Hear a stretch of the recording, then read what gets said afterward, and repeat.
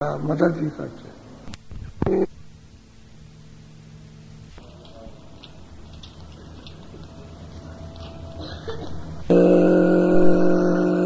गुरुदेव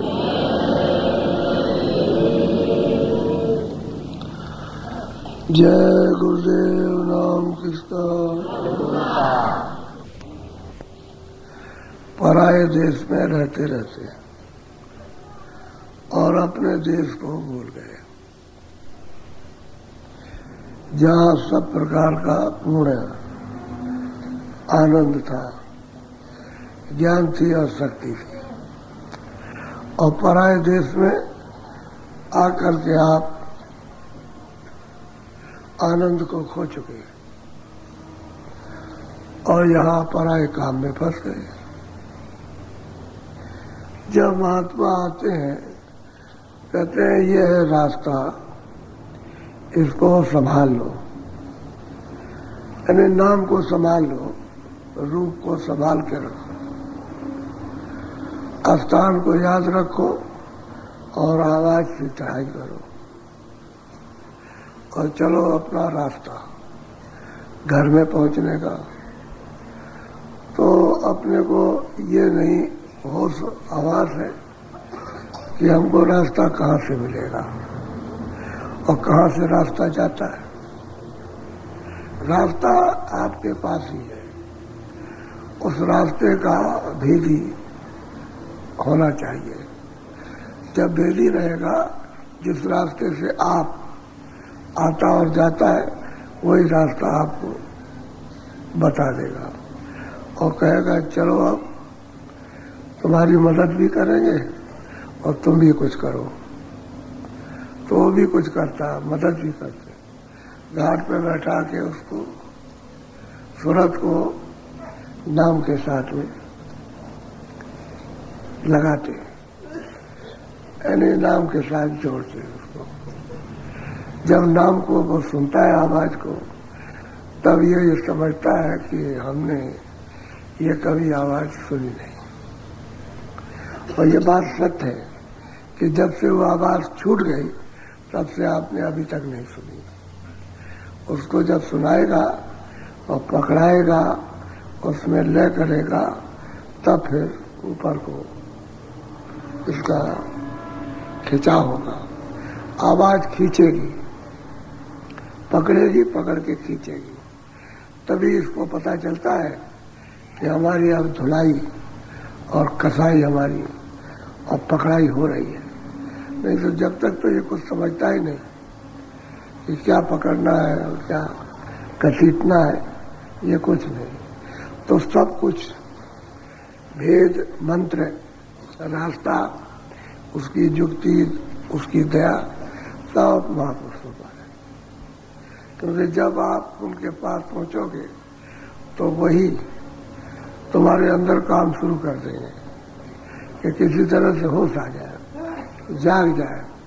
जो जड़ है और जड़ में चेतन फंस गया, वो निकल आए और निकल के दरवाजे पर बैठा दिया जाए और दरवाजे पर बैठ करके तब ये फिर उसका चिंतन करे, उसके साथ लगे, जुड़े, सुने और देखे, तब उसका रस मिले उसको। तो कोई बताने वाला होना चाहिए। अब सब तो ये लोग कह रहे हैं कि मैं महात्माओं के पास पाओ, महात्माओं के पास पाओ, और महात्मा का पता ठिकाना है नहीं।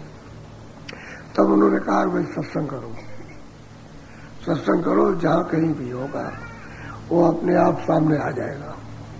जब सत्संग को सुनाएंगे तो वही चीज जिस रास्ते से ले जाना वही सुनाते हैं, बाकी और नहीं। और तो तुमको बताएंगे इसमें फंसे हुए हो, इसमें भूले हुए हो, इसमें कुछ मिलेगा नहीं। मनुष्य शरीर अनमोल है, अब आप इस शरीर से ये कमाई कर लो। कमाई का मतलब है अभ्यास करो, अभ्यास का मतलब है कि सूरत को जगाओ। और जब सूरत जागेगी, जब चैतन्यता समेट करके दरवाजे पे लाएगी, तब जगेगी। और अभी तक अपने को नहीं, तो अपना ध्यान संसार की तरफ है, तो उसको हटाकर आंखों के सामने ले आना और मन बुद्धि चित्त जो बैठे हुए उनको सूरत का साथ देना है। तभी काम बनने लगेगा। तो मुख्य जो है बात असली कि धाम जब भी पहुंच सकते हो अपने घर में, पराये देश से निकलकर, जब वो जानकार मिल जाए। जानकार जब तक नहीं मिलता है तब तक आप उसका पता ही नहीं लगा सकते हो।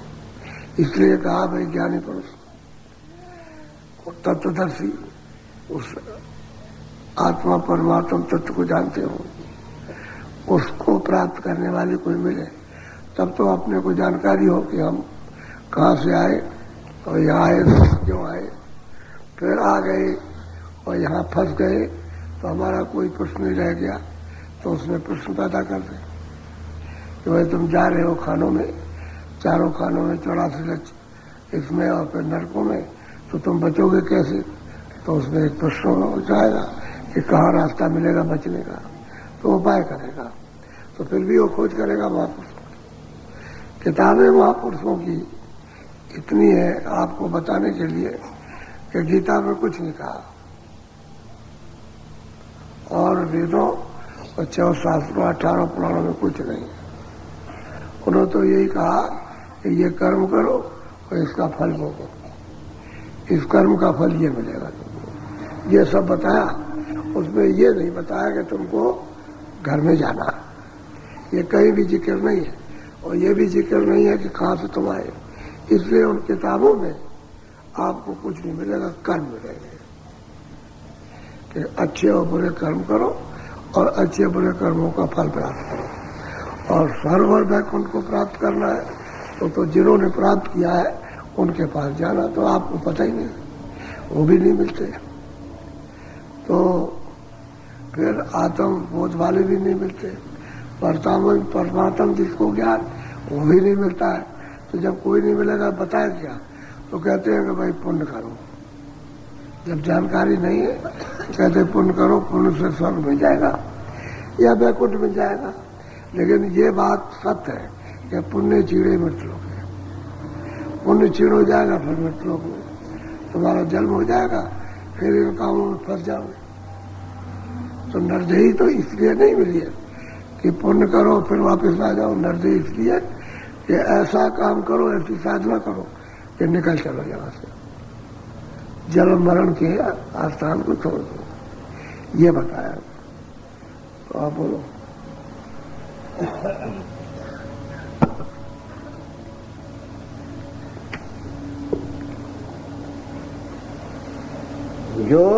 जोड़ोरी कोई सूरत नाम से, जोड़ोरी कोई सूरत नाम से। सबसे बड़ी बात तो यह है कि जब महात्मा मिल जाए तो वो कहते हैं कि भाई इसमें जात पात छोटे बड़े का तो कोई काम नहीं है, हिंदू मुसलमान, कहते कोई भी हो आओ और सूरत को नाम के साथ में लगा दो। नाम के साथ में जैसे कहते हैं तुम लग जाओ, उसके साथ लग जाओ, चले जाओ, तो उसके साथ इसी तरह से शब्द लाया और शब्द ही वापस ले जाएगा, नाम ही ले जाएगा।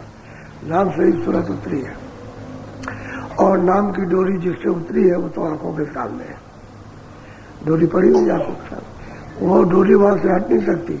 जब तक आप रहोगे तब तक वो डोरी रहेगी सामने पड़ी। अब वो महात्मा कहते हैं अरे कोई भी इस जीवात्मा को, इस सूरत को, इस रूह को इस धारा के साथ, इस डोरी के साथ में जोड़ दो, घाट पर डोरी। अब बस इतना ही है कि अपने से घाट छूट गया, डोरी तो घाट पर ही है नाम की, शब्द की डोरी शब्द बराबर गुंजायमान कर रहा, उसमें अपनी जगह पर कोई कमी नहीं।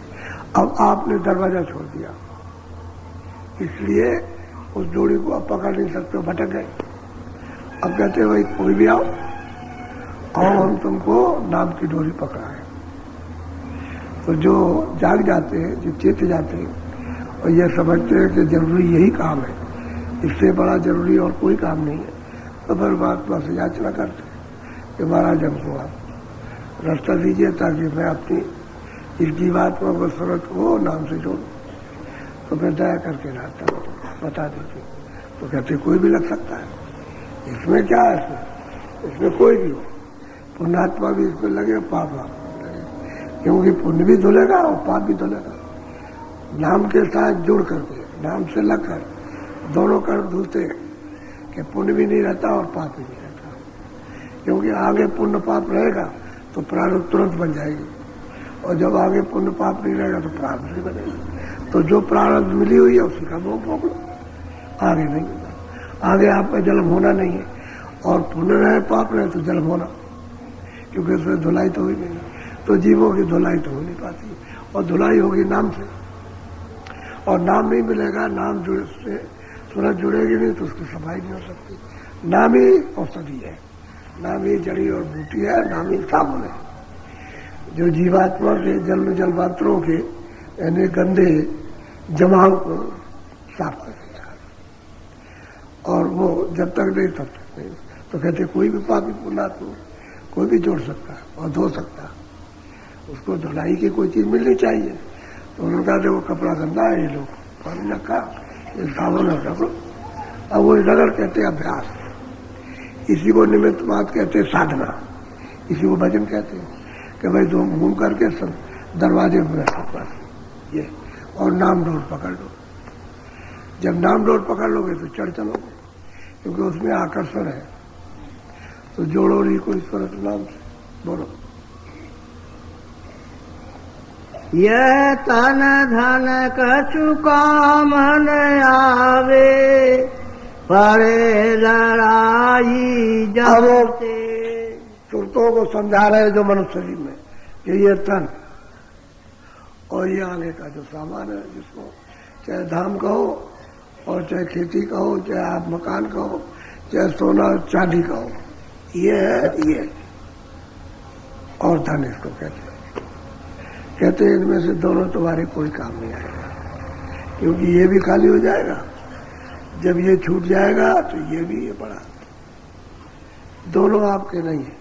शरीर भी आपका नहीं है, सामान भी आप, सामान ही धन है, उसी को धन कहते हैं। कोई भी सामान हो वो धनी है, उसका शब्द है। वो तन धन कुछ काम ना है। और कहते हैं जब ये दोनों काम नहीं आएंगे, जिसमें आप इतने लगे पड़े मेहनत से और कमाते हो, मतलब वासना और मोह ममता लगा करके, तो कहते हैं इन दोनों में कोई ये भी काम नहीं आएगा और धन भी वहां काम नहीं आएगा, दोनों में कुछ नहीं। तो कहते हैं फिर लड़ाई पड़ेगी किससे, मुकाबला किससे है? कहते हैं जमराज से। जमराज कौन है? जो आपने अच्छे और बुरे कर्मों को किया है, उनसे लड़ाई पड़ेगी। तन से भी छूट गया मामला और धन से भी छूट गया। अब सूरत की लड़ाई जमराज से, जमदूतों से। अब वो कहेंगे जो तुमने किया हो चलो, उसी में लड़ाई होती है। लड़ाई क्या होती है? ये जाना नहीं चाहते और वो ले जाना चाहते हैं। तो इतने भयंकर हैं कि उनसे उनके देख करके ऐसे कांपते हैं। लेकिन फिर भी ये सब कुछ होते हुए वो बकरी है, भेड़िया आया तो चुप हो जाएगी, वैसे म्याऊ म्याऊ करेगी। लेकिन जब भेड़िया आएगा तो भेड़े भी चुप, बकरी भी चुप एकदम। और जैसे ही उसकी सूंघ हुई वैसे बकरी के कान नीचे हो जाते। तो बस उसने पंजा मारा ऐसे कान में और उधर चल दिया तो बकरी पीछे पीछे चल देती, डर की वजह से है उसको पीछे लिए जा रहा। लेकिन इतना उसको बोध नहीं है कि जो जी लिया जा रहा है यही हमारा काल है, यही शिकार करेगा।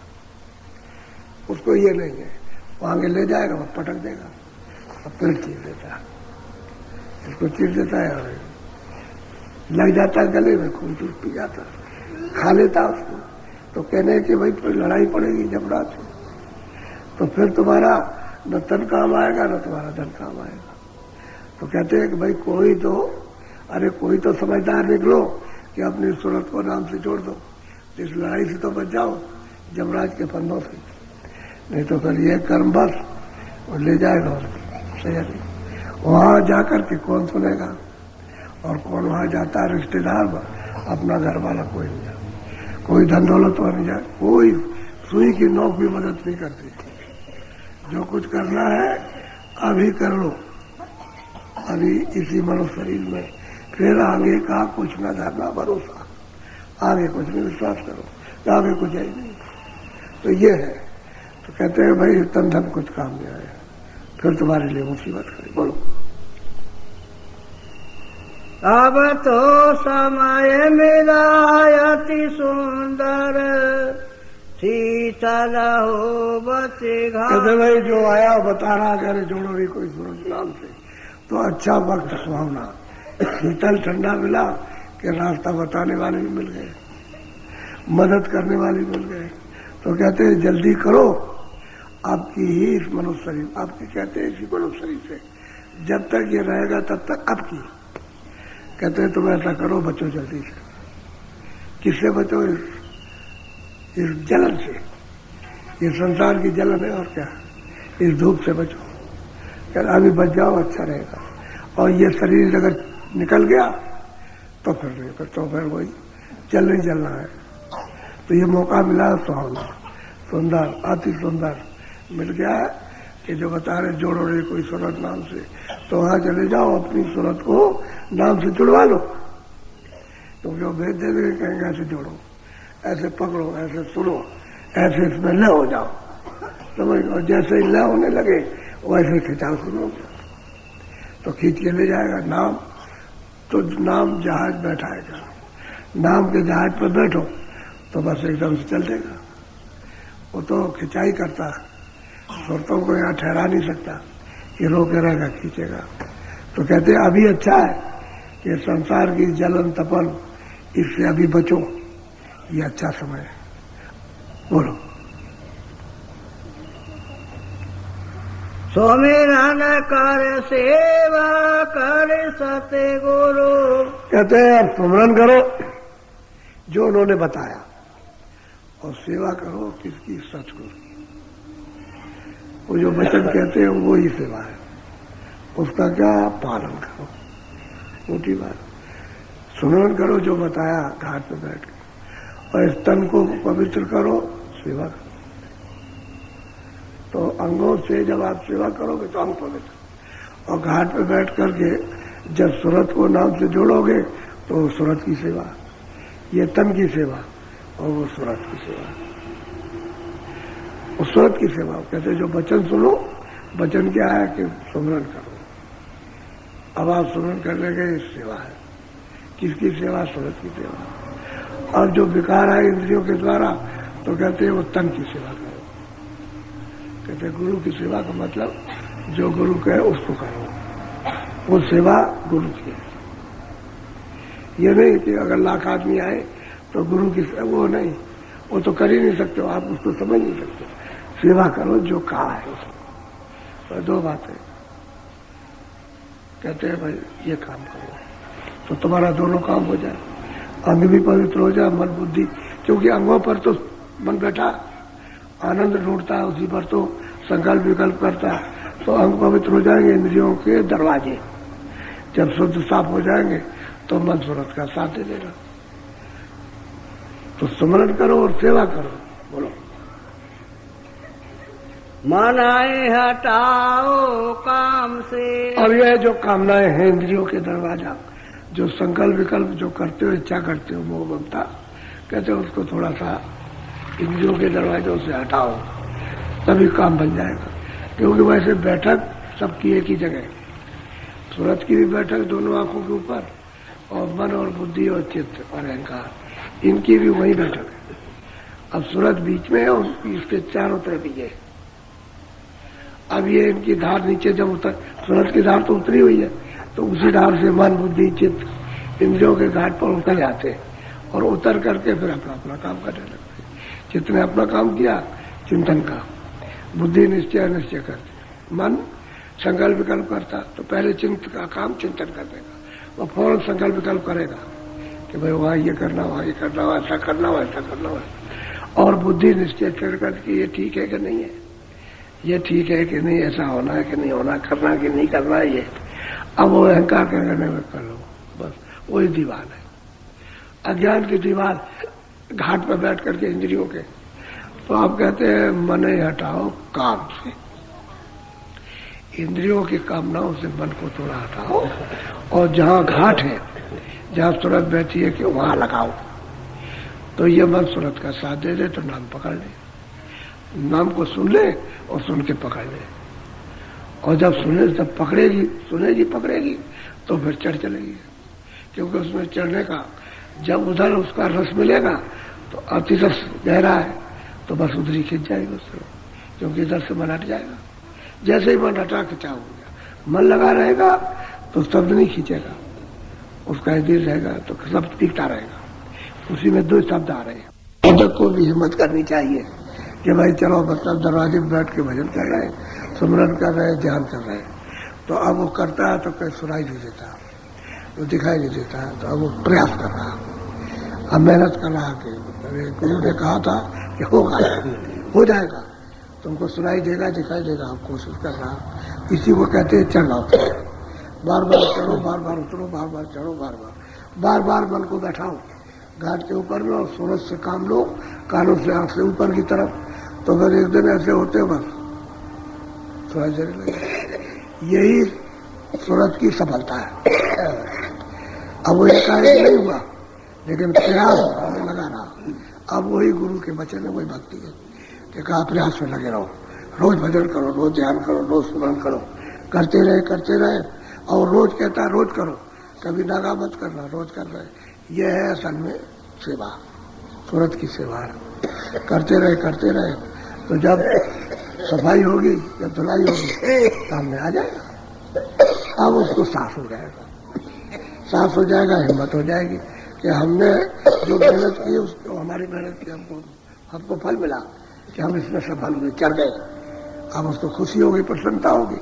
अब कोई भी काम अगर पूरा हो जाए और आप उसकी थकान में उतर जाएगी और अपने को बहुत प्रसन्न होगा कि पूरा हो गया। इसी तरह से साधन भजन भी ऐसे ठीक यही है, उल्टा रूप उसका यही है। और जैसे मतलब इधर का अज्ञान रूप हो ज्ञान, यह अज्ञान अस्था, तो कहते हैं कि तुम इतना तो करो, अब नहीं मेहनत को छोड़ दोगे कि हमने 2-4 दिन किया कुछ नहीं हुआ, अच्छा हमने महीने में किया कभी हुआ नहीं होता, तो आप हताश हो गए, आपकी हिम्मत टूट गई। तो उसको नहीं, बराबर लगे रहो, अपनी कोशिश में कमी मत करो तो चढ़ जाओगे, और अपनी कोशिश में तुमने कमी कर दी तो भजन सुनाई देगा, न दिखाई देगा न सुनाई देगा। तो कहते हैं मन हटाओ काम से, मन को थोड़ा सा इधर से हटाते और दरवाजे करो, जहाँ सूरत बैठी उसको नीचे मत उतारो, उतनी देर रुक जाएगा, 2 मिनट 4 मिनट 10 मिनट 15 मिनट, उतने में काम होगा। बोलो।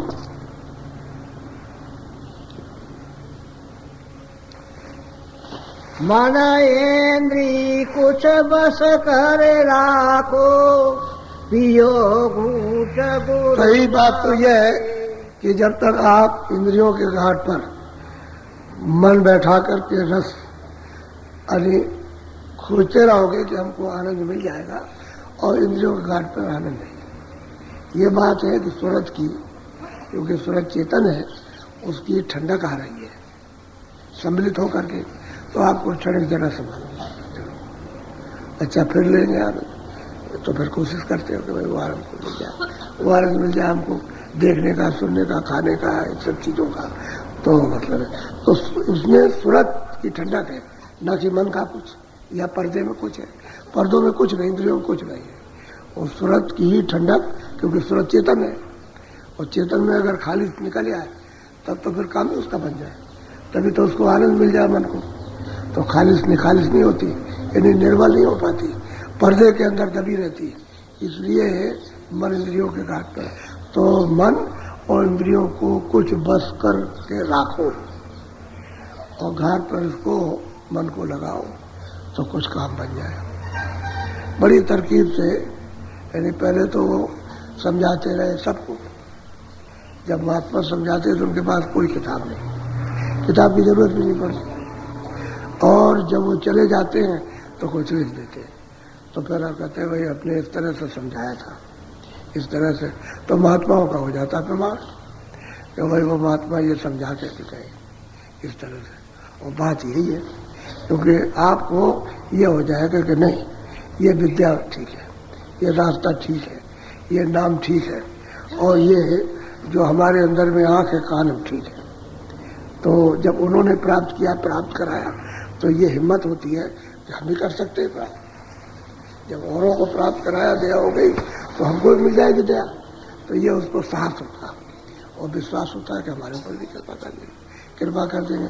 जब औरों पर कर रहे हैं कृपा तो फिर विश्वास के तब काम मिल जाता। विश्वास हो जाए क्या तो कहते हैं विश्वास, प्रीत प्रति विश्वास, तो वही तो उसके लिए है। यही तो सूरत का असली धन है, जगाने वाला, सूरत का साथ देने वाला। अब शील और क्षमा, संतोष, विनय और विवेक अगर ये इकट्ठी न हो तो ये काम, क्रोध, लोभ, मोह, अहंकार ये भगेंगे नहीं। जब ये इकट्ठे होने लगते हैं तो ये भागते हैं, अपना दरवाजा छोड़ जाते हैं। तो सूरत को सखियां मिल जाती है मदद करने वाली। शील, क्षमा, संतोष, विनय, विवेक ये सच्ची सूरत की सखियां हैं। उसको जब मिल जाएंगी तो इस पर्दे में उसकी मदद हो जाएगी। ये जड़ पर्दा है, ये जो है जड़ पर्दा है, इसमें मदद मिलेगी तो आप इससे ऊपर आ जाओ। सीमेंट के ऊपर यहाँ आना चाहिए। जब तक यहाँ नहीं आओगे ऊपर में तब तक ये रात जो रहस्य संबंध, यह रहस्य रघुनाथ कर देख न जाने कोई, जल्दी कोई नहीं जान सकता। जो जाने सो गुरु कृपा, और सपने में मोह न हो, कृपा होनी चाहिए गुरु। तो वो इसलिए आता है कि भाई तुम क्यों नहीं जोड़ते उस सूरत को नाम से, यही तो आवाज देता। कहते ये क्यों पक्षपात करते हो, तुम अपनी अज्ञान बुद्धि से पक्षपात करते हो कि हम ब्राह्मण, हम क्षत्रिय, हम ये, हम वो फलाने, ये छोटे, ये बड़े, कुछ नहीं, कोई जोड़ो, कोई जोड़ सकता। वहां उनके यहाँ पक्षपात नहीं है। उनके यहाँ तो ये है कि जो हर का वजह सो हर का हो, और जात पात पूछे नहीं कोई। कहते उसके यहाँ जात पात कुछ, पहले भी जात पात नहीं थे और अब भी नहीं है, और भविष्य में भी जात पात नहीं रहे। जात पात तो आपने अपने काम के लिए रखा, वो काम है। अब वो शब्द का बोध है, तुम मास्टर हो, तुम काश्तकार हो, तुम दुकानदार हो, झाड़ू लगाते हो, तुम ये काम करते हो, ये तो नाम है उसका। काम जो कर रहे हो उसका नाम। अब किसी को कहोगे भाई ये दफ्तर में जाओगे तो किससे मिलना, तो बताओगे मैं उससे बोलूंगा चलो बैठा, तो किसका नाम है, काम का नाम है। जात थोड़ी है, जात नहीं है उसकी, कोई जात नहीं। इसी तरह से महात्माओं ने काम का बोधन कराया था कि ये काम, उसका ये नाम था, तो आपने उसी को अज्ञान में जाति बना दी। बस ये बात हो गई। बोल तो ये है, आप उसमें पढ़ गए आप, तो कहते कोई जोड़ो, यानी कोई भी जोड़ो, आओ जो भी आओ, हमारे यहाँ कोई परहेज नहीं, कोई जोड़ो आकर के, हम उसको रास्ता बताएंगे और कहेंगे जोड़ो, तो आपको जाना चाहिए उनके पास। तो वो मिलते तो ही भाग दौड़ के चले जाते, ऐसे ही। बोलो। लगे ठिकाना मिले मुकामा, छूटो मन के दाम। हम कहते हैं कि भाई मन तो कहीं से आया है, बुद्धि भी कहीं से आई, बुद्धि आगे तो है नहीं, और चित्त भी कहीं से आया, अहंकार भी। तो कहते हैं भाई तुमको रास्ता मिलेगा जब तुम ठीक दरवाजे पर आ जाओगे और रास्ते में चलोगे तो मुकाम मिल जाएगा। यानी क्या मुकाम मिलेगा, मन का ठिकाना मिल जाएगा कि मन का भंडार कहाँ है, तो मन का भंडार से जल का मन है, बुद्धि का भी भंडार वही है, और चित्त का भी भंडार से जल का मन है, और अहंकार का भी वही है। ये उस चेतन के तत्व हैं जो इस लिंग पर्दे के साथ और इनमें सूरत एक भी नहीं है, लेकिन सूरत की वजह से ये चेतन हो रहा है। चेतन का ही तत्व है और इसके साथ चेतन हो रहे हैं। और वैसे उस तत्व में जब पहुंच जाएगा तो आगे नहीं जाएगा। उसी तत्व में, चेतन तत्व में, चेतन भंडार में जब ये मन बुद्धि चित्त अपने मिल गए तो फिर आगे नहीं जा सकते। तो सैदल कमल से तो आगे जाते नहीं, सैदल कमल से तो ऊपर में सूरज जाते। तो कहते हैं भाई तुमको जब रास्ता बताया, दरवाजा मिल गया और तुमने पकड़ लिया नाम को, तो तुम मुकाम पर पहुंच जाओगे जहां से तुम आए हो। ऐसे ही सूरत है, जब नाम को पकड़े जो जहां से आई उसकी पौड़ी बना रखी है सीढ़ी, कि इस नाम को पकड़ो मुकाम पर पहुंचो, उस नाम को पकड़ो उस मुकाम पर, उस नाम को पकड़ो उस मुकाम पर। इस तरह से सत्य की सीढ़ी उसको पकड़ के चढ़ जाओगे। आप उनका जो यहाँ पर बखेड़ा है लेने देने का और जन्म मरण का, और 84 सब छूट जाएगा। 84 भी छूट जाएगी, नरक भी, जन्म मरण भी छूट जाएगा, और पाप पुण्य भी छूट जाएंगे। जब आप मुकाम पर पहुंचोगे कुछ नहीं रहेगा, सबसे छोड़ा। ऐसे ही है कि जब इधर से आप अपने कर्मों को साफ करो, चलो स्वर्ग चलो, और स्वर्ग के कर्मों को साफ करो, चलो वैकुंठ में, और वैकुंठ के कर्मों को साफ चलो, चलो ईश्वर के लोक में। तो कहते हैं राह रखाना, गुर से लेना। कहते हैं रास्ते का जब सब भेद छूट जाएगा, 84 भी छूट जाएगी, नरक भी, जन्म मरण भी छूट जाएगा, और पाप पुण्य भी छूट जाएंगे।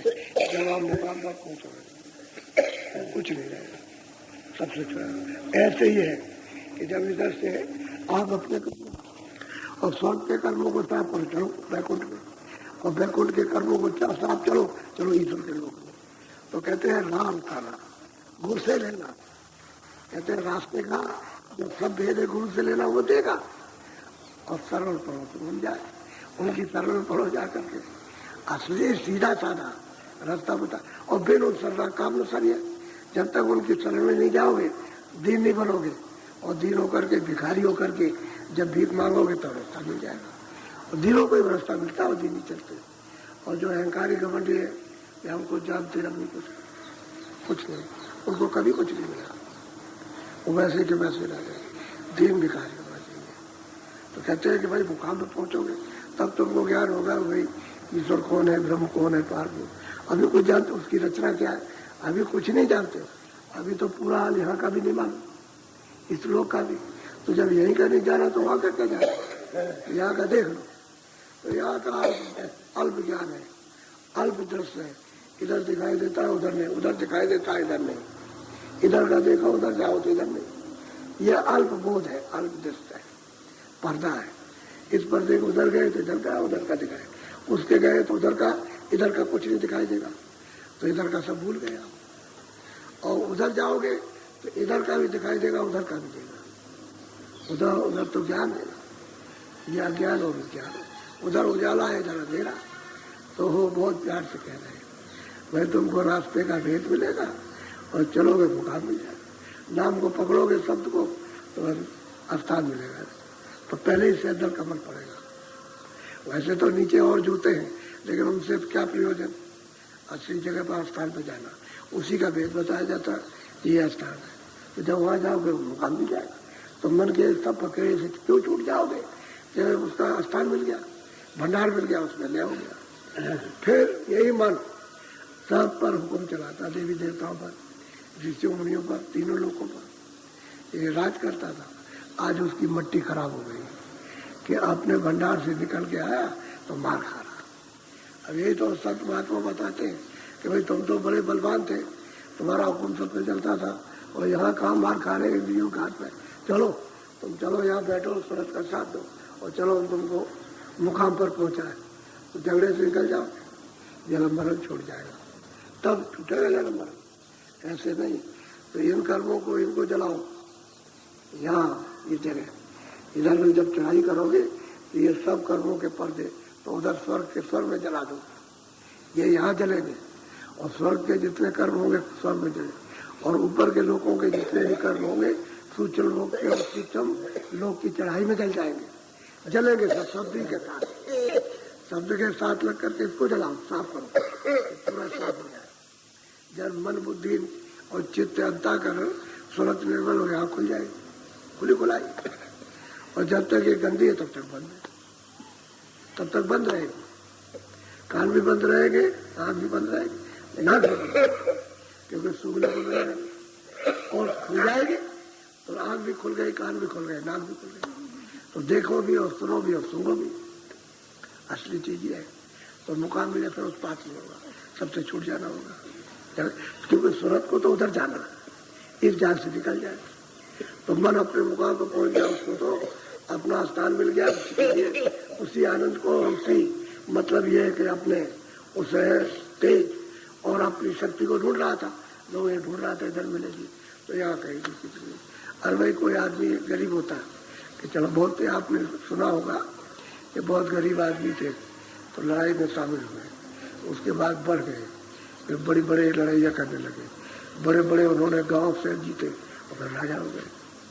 क्या सोचते थे भाई राज मिल जाएगा, सब पर हुक्म होगा, और फिर हमारा हुक्म होगा, हमको आनंद मिलेगा। तो जब वहां रहा तो उनको मिला तो कुछ भी नहीं, वो यहाँ से मुसीबत जाना। पहले एक मुसीबत थी आनंद खोजने की, और मतलब ये हजारों मुसीबतें खड़ी है, तो देखा यहाँ था कुछ भी नहीं। तब कितने राजाओं की मिसालें आई, बादशाहों की, कि उन्होंने गद्दी को फेंक दिया, गद्दी छोड़ दी और जंगल को चल दिया।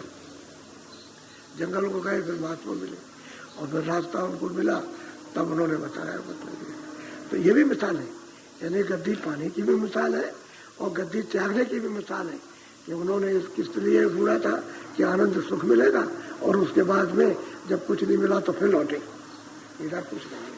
वही ठीक था, वो भी ठीक नहीं था जहाँ थे, और वो भी ठीक नहीं है। वो ठीक तो होगा जब रास्ता मिलेगा तब। तो कहते हैं भाई मुकाम मिल जाएगा तो तुम इस झगड़े से बच जाओगे, तुरंत आजाद हो जाए, तुरंत मन बुद्धि चित्त और इंद्रियों के और शरीर के इससे आजाद होना चाहिए। तो वो शब्द को पकड़ के ही आजाद होगी, दूसरा कोई ऊपर जाने का रास्ता नहीं है किसी तरह का, शब्द पकड़ के जाता। शब्द कहते हैं नाम, आवाज, बोलो।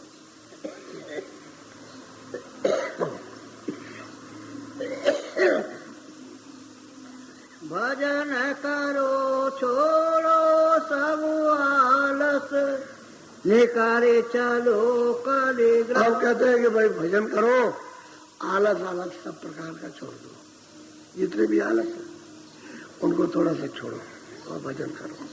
और कली का ये ग्राम, क्योंकि काया आपसे ले लेगा, दूसरी काया में बंद करेगा, उसको भी ले लेगा। ये उसका धंधा ही है, यानी उसका दिन रात का धंधा यही है कि काया देगा फिर लेगा, फिर देगा फिर लेगा। अब इसमें भी काया दिए ले लेगा, तो 184 बंद करेगा, 4 खाने नहीं, उसमें देगा फिर लेगा, उसमें बंद करेगा उसमें लेगा, उसमें ये उसका कारखाना, ये रोज का है उसका ये धंधा। इसी धंधे से तो राज करना। अगर आदमी बराबर रह जाए, ऐसा ही रह जाए आदमी, तो धंधा ही उसका खत्म हो जाए, तो निकल जाए।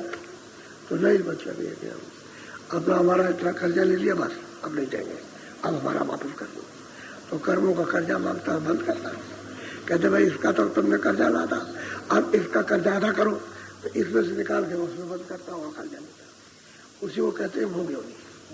84 की भोग योनि है कि उसमें भोगना, यानी दंड को सहना है, और इसमें कर्म करना, इसमें कर्म मसाला तैयार करना, समझिए, और उसमें भोगना जाकर। तो आप ऐसा करो कि मतलब मसाला तैयार करो, इसको भी जलाओ और उसको भी जलाओ, वहां जाने का भी जलाओ और इसको भी जलाओ। तो कहते हैं निकल चलो कलिग्राम से, इस ग्राम से, इस शरीर से निकल चलो। ये काया नष्ट होने वाली, उससे निकलो, लेकिन अमूलक है, ये बात सत्य है। इससे कीमती और ऐसी काया और कोई नहीं, ये अमूलक है वैसे कुछ नहीं। अभी बैठे अभी चले जाते कुछ नहीं। अमूलक क्यों? कि प्रभु को प्राप्त करने के लिए, मालिक के पास जाने के लिए ये अमूलक काया। छोड़ो पर कलिग्राम, जीते में छोड़ दो तो फिर क्यों आएगा? जब ऊपर निकल जाओगे, तुरंत ऊपर निकल जाए, जीते में छोड़ दे, फिर वहां तो उसकी हदबंदी में तो रहती नहीं, बाहर चली। इसलिए तो महात्माओं ने जोर से कहा तो भाई चलो, उससे डरने क्या जरूरत, रास्ते से चलो, निकल चलो। हम तुमको टिकट देते हैं, आगे पीछे तुम्हारे चलते, कोई बोलेगा नहीं, और क्या करेंगे? ये तुम चले जाओ, तुम क्यों डरते हो? हम तो तुम्हारे आगे और पीछे, तुमको ये टिकट मिला है, ये रखे रहोगे, इसको काम में लेते रहोगे, कोई नहीं आएगा। और तुम नाम रूपी गाड़ी पर सवारी करो और चल पड़ो यहाँ से। वो तो रेल है, शब्दों की रेल है, उसमें बैठ जाओ, चलो। रास्ते में जो कोई मिलेगा कि भाई कहाँ जा रहे हो, कि भाई इधर जा रहे हैं, वहाँ जा रहे। अच्छा टिकट, तो टिकट वो नाम का टिकट हो दिया, तो टिकट हमारा, अच्छा जाओ। और जब तुम्हारे पास टिकट नहीं है, या तुमने लिया और गिरा दिया, तो कहेगा टिकट किधर गया? यानी वो किधर गया जो दिया था, जो गुरु ने दिया था वो किधर गया? कह लगे वो तो हमारा कहीं गिर गया, भूल गए, अब हमको याद भी नहीं है। याद ही करना, वो टिकट रखना। वो टिकट कोई कागज का नहीं है, जो आप याद रखोगे वही टिकट है। तो क्या टिकट किधर है? ये है, तो क्या अच्छा चले जाओ, नहीं तो फिर ये उलट नर्क में दे, ये बात की है। तो निकल चलो कलिग्राम से, संत को पकड़ के निकल चलो। बोलो, दम दम करो बीनती गुरु से, वही निकारे तन चाम। अब कहते हैं अगर दम दम प्रार्थना करते रहोगे, श्वास पास तुम सामने नहीं लोगे, फिर भी प्रार्थना करो, कहीं भी रहो, चाहे तुम यहाँ रहो, चाहे आप परदेश में रहो, चाहे आप किसी शहर में रहो, वहां से भी प्रार्थना करो। तो अंदर से संबंध है प्रार्थना का, स्वीकार करने का, बाहर से नहीं है। तुम समझोगे भाई हम बाहर हैं और वो भी बाहर है, तो मतलब हमारी पास है नहीं, वो तो अंदर ही लगा हुआ है, वो तो तार लगा हुआ है। और अंदर से प्रार्थना करो, कहते हैं एकदम श्वास श्वास प्रार्थना करो कि ये तन चाम, ये शरीर चाम है, चमड़ा है, ये कहते हैं इसको दया करके इससे सूरत को निकाल दीजिए, समझे? तो कृपा करेंगे। कृपा क्या है कि सूरत को शब्द से जोड़ देगा। ऐसे सब सूरत नहीं निकलेगी, शब्द से जुड़ करके पकड़ कर निकल जाएगी। वही उसका आधार है आने का, और वही आधार उसके निकलने का। तो दया कर देंगे तो सब पकड़ा देंगे, और आप पकड़ लो शब्द को, निकल जाओ। ये तो कल में इस तन में बैठ के काम कर लेना चाहिए। इधर उधर लगे रहते काम में, काम करो जितनी जरूरत उतना काम करो, लेकिन ऐसा मन अपना बना लो कि भाई ये जब भजन हो तो फिर उधर लगे नहीं, उतनी देर के लिए मन हट जाए, और तुम्हारा मन पे पक्का हो जाएगा।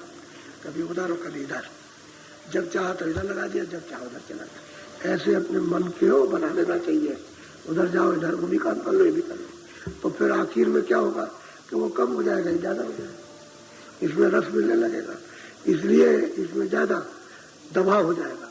वो तो कहते हैं जब पैर रखते हो तो एक पैर दबाव का, यानी उस पर वजन है, और एक पैर दिखाने का बहुत हल्का, तो कहते हैं हल्का हो जाएगा और वजन उस पर हो जाएगा, नाम पर, शब्द पर वजन रहेगा, तो उसको पकड़ लिया छोड़ नहीं सकते। और ये घोड़ हो गया उसका, उठाने में फिर तकलीफ नहीं, वजन रहेगा तो पैर उठेगा नहीं, क्योंकि दबा के रखा आपने। यही है कि मन को, ये मतलब यह है कि ऐसी दया और कृपा करो कि तन से, इस तन चाप से सूरत को निकाल के और ऊपर से ले चलिए। आप बोलो। और पावन सा कोई रटन करो सुवैसा। कहते हैं भाई कोई दूसरा उपाय नहीं है, गुरु से प्रार्थना फरियाद करोगे, दया मांगोगे तो और कोई उपाय नहीं, एक ही उपाय, चाहे जितने उपाय कीजिए, बिना शब्द के वापस नहीं होना, और बिना शब्द के, बिना नाम के जीव जो है वो 84 से नरकों से बच नहीं सकता, क्योंकि सूरत तो निराधार है, उसका तो कोई आधार नहीं है। जब अंदर बैठेगी तो शब्द ही का आधार उसको मिलता है, जब वो आधार ले लिया तो सब बस फिर उसका काम बन जाता है, आधार उसको। अब मेरा आधार भटक रही है, आधार मिलेगा तो उसका जोड़ा हो गया। अब पर्दा कटता जाएगा और वो निकालिश होती जाएगी, और निकालिश हो जाएगी तो फिर अपने रूप में आ जाएगी, जो उसका वास्तविक रूप है। तब उसको अपना ज्ञान होता है कि भाई मेरा रूप क्या है, मैं क्या हूँ। तब पता चलता है मैं कितनी चेतन हूँ, मेरा कितना सुंदर रूप है, मैं कितनी बलवान हूँ सब, और मुझ में कितना आनंद है। तभी तो ज्ञानियों ने जब थोड़ा बहुत प्राप्त कर लिया तो उन्होंने कहा सच्चित आनंद स्वरूप, मैं ही ब्रह्म, एक और ब्रह्म द्वितीय नास्ति, और कुछ एक ही है, मैं ही अकेला, मैं ही ब्रह्म हूँ, ऐसा कहते हैं। तो वो तो मतलब है कच्चा उनका भी बोध है, क्योंकि वो तो आत्म बोध है, यानी सूरत में दर्पण में अपने रूप को देखा, उसने कहा वो भाई ब्रह्म, तो वो कच्चा बोध है, यानी असली सत्य बोध नहीं है। उस सत्य बोध तो उसको आगे मिलेगा, तो बताने वाला जब मिलेगा तब आगे बताएगा, नहीं तो उसी में रह जाएगा, इसी में भरम जाता है। भरम करके फिर क्या होगा, फिर कर्मों में फंस जाएगा, फिर वो इधर आ जाएगा, कर्म में फंसेगा, कर्म फंसेगा, फिर उसको कर्म लिपायमा, फिर उस पर आवरण आ जाएगा, उसी पर आवरण आने के बाद में फिर भोगना पड़ेगा। इसलिए संत जो बताते हैं कि नहीं आगे चले चलो, अभी और है, अरे यहाँ कुछ नहीं है, इस रचना में, इस श्लोक में कुछ नहीं, आगे चलो उसको ले चलते, तो बहुत देर तक तो उसी में ठहरता। तो उन्होंने जो थोड़ी देर ठहरा तो मालूम होता कल भी बीत गया, यहाँ वहाँ का एक सेकंड और यहाँ का एक कल्प, ऐसा मालूम होता है कि वहाँ मतलब एक कल्प में रह चुका हूँ। इसलिए तो गोविंद स्वामी जी महाराज ने कहा कि मैं वहाँ एक एक कल्प, एक एक लोक में रहा, वहाँ मैंने सब लोग देखे, सबके सब, तो वहाँ ऐसा ही मालूम होता है, वो ऐसा है ही कि हम मतलब ये कितने कल्पों तक यहाँ रह रहे, और यहाँ मतलब यहाँ की वहाँ की गिनती का क्या, वहाँ लेखा जोखा, वहाँ इससे उससे क्या तुलना की जा सके। तो शब्द ही सार, बोलो प्रीति लाई नित करो साध संग, हटे रहो जग के खास। कहते हैं भाई प्रेम करो, प्रीत करो, प्रीत प्रतीत यानी विश्वास करो, प्रेम करो, विश्वास करो। और जो मतलब यह है कि जिसमें फंसे हो उससे धीरे से इससे निकल चलो, और जो ये काम करते हो उससे धीरे धीरे धीरे धीरे। इसलिए तो महात्माओं ने गोरख धंधा रखा। ये जो काम करते हो गोरख धंधा है, खेती का हो, दुकान का हो, दफ्तर को, कहते हैं इसको करते रहो। रैदास जी जब काशी में रहते थे तो जूते काटते थे, जूते कोई समय से आए 10 बजे और शाम को 5 बजे अपना बैठे रहे, अपना जो कुछ भी किया अपना करते रहे और समय से। उन्होंने भी कहा कि तुमको तुम्हारे पास जो भी गोरख धंधा है वो तुम अपना करते रहो इसके लिए, उसमें ये न मत समझो कि बहुत ही छोटा सा गोरख धंधा सब एक ही है। अरे वो सब धंधे पेट को भरने के लिए है। तुम कहते हो कि बड़ा ऊंचा धंधा है और वो नीचा धंधा है, झाड़ू लगाना धंधा नीचा है और हम बैठे ऊंचे महल में रहना बहुत ऊंचा, वो कुछ नहीं, सब पेट भरने का धंधा है। चाहे राजा हो जाओ, चाहे रैयत हो जाओ, चाहे अमीर बन जाओ, चाहे गरीब बन जाओ, सब पेट भरते हैं। वो तो इधर रोटी इधर, ये अगर खाली रहा तो बादशाह भी चिल्लाएगा, उसको भी चैन नहीं, और गरीब भी चिल्लाएगा। तो कहते हैं गोरख धंधा अपना रखो। वो कहा है खुदा कुकड़ी, यानी ये खुदा कुकड़ी है, करो भजन में भाव। पता है कि भजन में बड़ा विघ्न डालती है, क्योंकि इसमें कुछ है नहीं। यहाँ को टुकड़ा डाल के भजन करो निसंग, इसमें कुछ टुकड़ा डाल दो, समझे, तब तुम निसंग भजन कर सकते हो। और टुकड़ी डाला तो बादशाह बेचैन, गरीब बेचैन और साधु बेचैन। तो वही कहा ना कि अन्य लड़े अन्य झगड़े, अन्य लड़े गढ़कोटों से। गढ़कोट कहते हैं बड़े बड़े किला राजाओं के, यानी राज्यों से उसको कहते हैं। और कहते हैं साधु तभी तपस्या करेंगे जब पेट भरेंगे रोटी को। रोटी मिलेगी तब तो तपस्या होगी, और रोटी नहीं मिलेगी तो भजन में भंग होगा।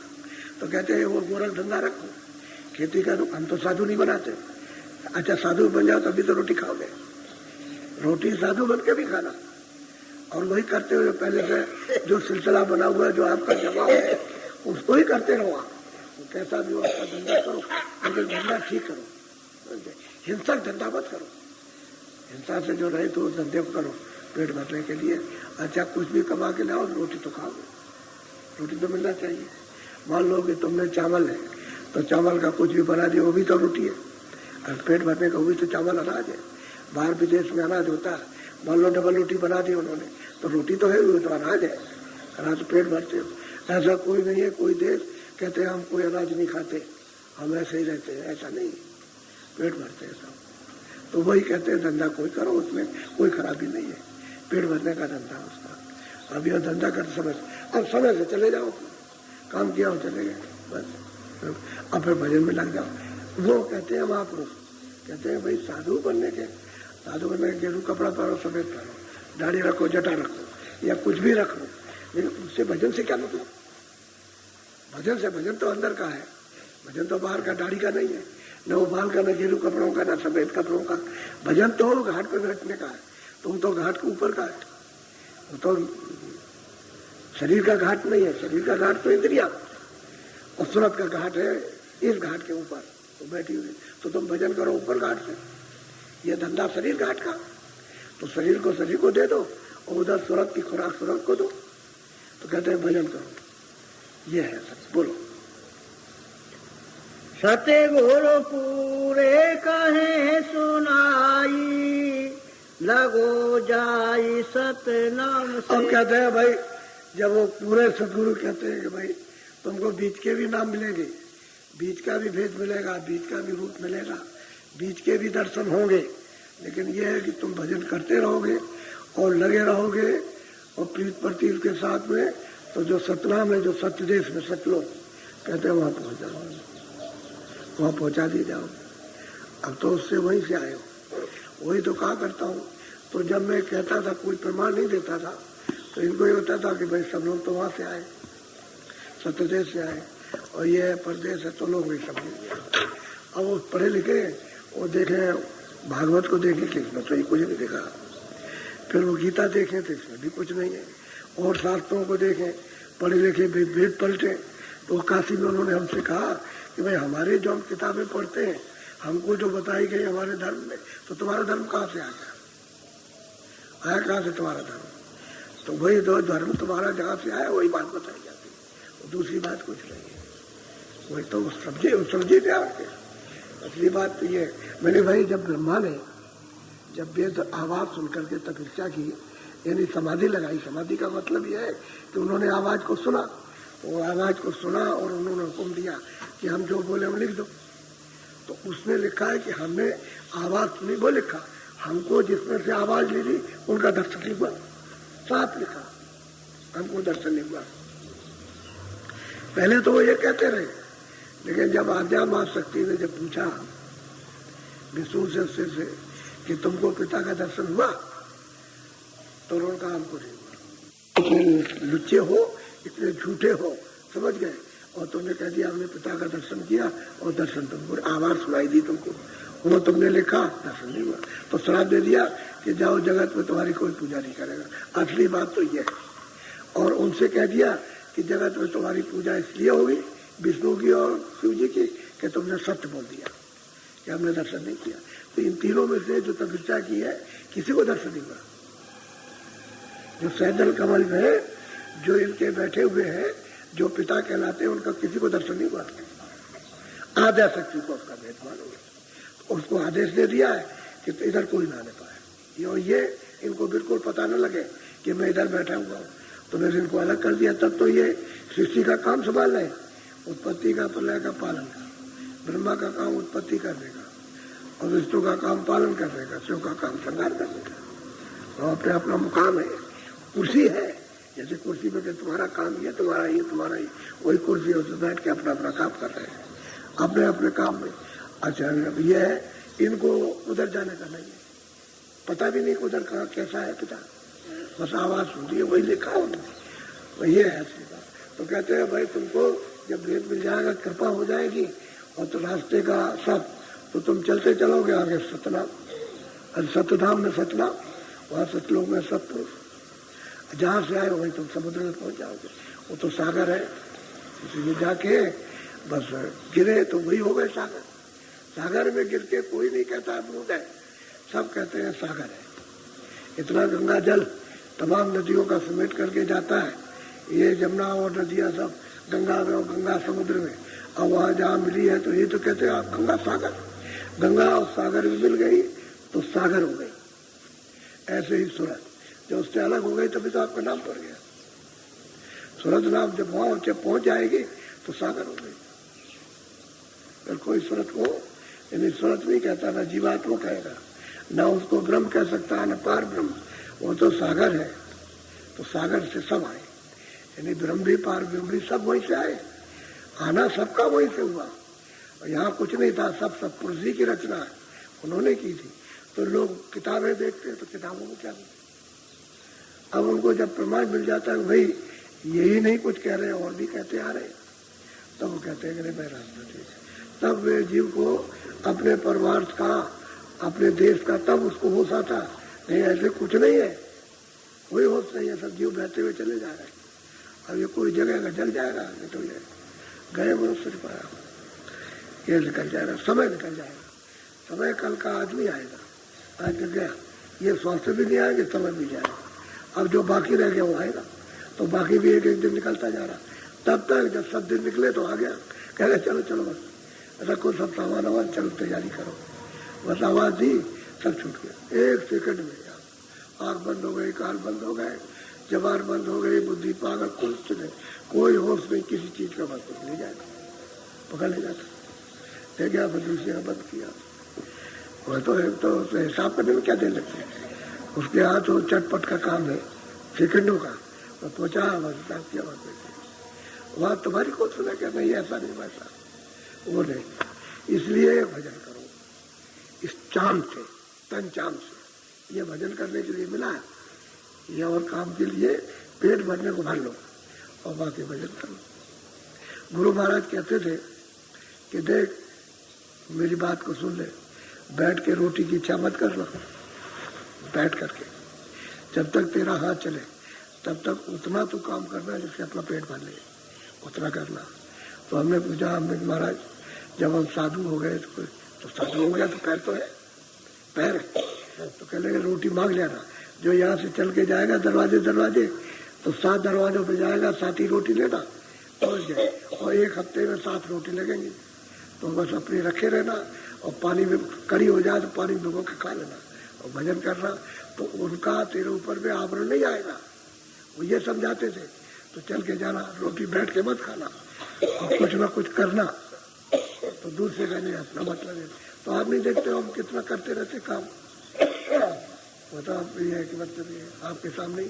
अभी तक तो तुम देखते थे, पिछले दिनों तक फड़ुआ चलाते रहते थे ऐसे। तो गुरु महाराज के आदेश का तो पालन होना चाहिए, जब तक शरीर काम करे तब तक कुछ करो, जब नहीं करता है तो सभी बैठ जाते हैं। तो कहते हैं कमाई कर रख के करो, और जब हाथ पैर काम नहीं आएगा तो वही कमाई जो की है वही तो अपने काम आती है। जो सज्ज की कमाई धन कमा लोगे वही आपको ले जाएगा, फिर क्या हो सकता है। तो बड़ा साफ साफ कहा करते थे, और बिल्कुल एक छोटी बात बताए और एक बड़ी बात, बड़ी से छोटी और छोटी से बड़ी समझा दे तो बात समझ में आ जाती। शुरू में आए तो स्वामी जी महाराज ने कहा कि देखो महात्माओं बहुत लोग परीक्षा करते हैं, तो हमने पूरी बात तो सुनी नहीं थी, आए थे तो सोचा चलो वहां चलेंगे, भजन करेंगे चल के। तो वहां चले गए, इधर बांधा जिले में, वहां जंगल था, वहां बैठ गए जाके, और ये सोचा कि हम किसी से नहीं मांगेंगे, कहीं नहीं जाएंगे, जो गुरु महाराज देंगे उसको यहाँ खा लेंगे। हम देखते हैं गुरु महाराज यहाँ कैसे पहुंचाते, हम नहीं जाएंगे कहीं। अब ये हट है, ये बहुत बुरी हट है, लेकिन अपनी समझ है।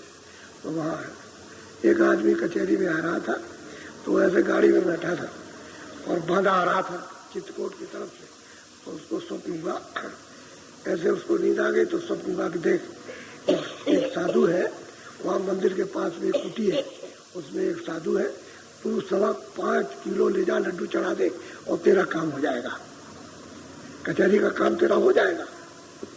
तो अब वो उतर के उसने लड्डू खरीदे। उस समय पर लड्डू तो बहुत सस्ते मिलते थे, एक 1.25 रुपये 12 आने का लड्डू मिला होगा। तो लेकर के पहुंचा, तो जब वो हमारे पास वो ढूंढता गया तो पहुंचा कुटी पर, तो हनुमान जी का मंदिर तो अलग था। तो हमने भाई ये लड्डू तो हनुमान जी को चढ़ाए जाते हैं, तो तुम उसमें चढ़ा दो जा करके, यहाँ कैसे ले आए? कह लगे नहीं हनुमान जी को चढ़ाने दी जाए, कह लगे ये सब आपको देने आए। अब हमने तो उससे कुछ पूछा नहीं कि भाई मतलब ये है कि ये क्या हुआ क्या नहीं हुआ। अच्छा, वो यहाँ से भाग के गया, तो मैं हो गया था, लड्डू छोड़ के चला गया और भाग के गया, और कचहरी में गया, मुकदमा जीत गया। अब देखिए उसका पहुंचाने कहा, उसका रास्ता देखिए मालिक को, तब ये हुआ कि देखो बड़ी बुरी जिद की है। तो स्वामी जी से कहा तो बहुत डांटा, ऐसा कभी मत करना, ऐसा जिद्दबाजी कभी भी मत करना, भूल करके भी। तो फिर सत्संग में समझाया उन्होंने। तो असल में जो बात नहीं समझ में आती है, अगर कोई हो जाए तो माफी तो मांगनी चाहिए, ये तो बहुत बड़ी गलती हो गई, तो ऐसा हो गया, इस तरह का हो गया, ऐसी हो गया, बहुत डांटा, यानी बहुत ही ज्यादा डांटा कि खबरदार ऐसा कभी करोगे।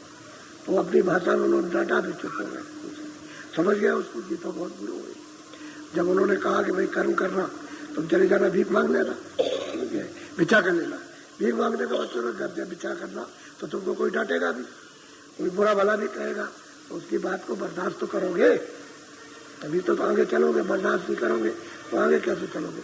ये भी काम करके दे, सही बात ही है। तो भिक्षा मांग करके और नहीं कोई काम कर लेना, तो उसे कुछ करना, तो करके ये समझ लो कि हमने पेट के लिए कर लिया, बस ठीक है, अच्छी बात। तो इसीलिए हम वही बात स्वामी जी की, सबको कुछ ना कुछ करो, करते रहो, ताकि मतलब ये ऐसा ना हो अपनी में। और जो भजन करो अपने पास रखो, भजन में से खर्च ना हो, ध्यान करो, भजन करो, जो भी आप करो उसमें से जो कुछ मिले वो आपके पास में गवा न दो, गमाओ मत कि आपने उसमें से दे दिया, आपके पास कुछ रह गया, ऐसा नहीं करना। तो हमेशा हर युक्ति को समझाते थे कि ऐसा करना, इस तरह करना, इस तरह करना। फिर गहरे सत्संग होने लगे, उनको वो सब समझाने लगे। तो कहने का यह है कि जो कहे उसको करे, और जो वो करे उसको कभी मत करे। क्योंकि वो तो न मालूम किसकी मसलहत से कर रहे हैं। तुमको जो कह दिया वो करो, वो जो करते उसको कर मत करो। ये भी वो समझाते थे कि भाई बच्चों का खेल खेलेंगे। एक दफे बच्चे खेल रहे तो गाड़ी बना रहे थे। ये जो ज्वार के पेड़ होते हैं उसमें अंदर निकलता है उसका सफेद सफेद, उसकी उन्होंने पहिया बनाया स्वामी जी ने और गाड़ी बनाई और फिर उसमें ले जा करके ऐसे उसको दौड़ाया। कहा रहे बच्चे इसमें बैठ जा। वो छोटे लड़कों से कहा बैठ हम गाड़ी ले चलेंगे ऐसे, तो उसमें बैठा लिया। जैसे उसमें बैठा और टूट गया तो वो लड़का रोने लगा, कहने लगे फिर बना लेंगे फिर बैठाएंगे तुमको। तो बच्चों के साथ खेल खेलने लगे।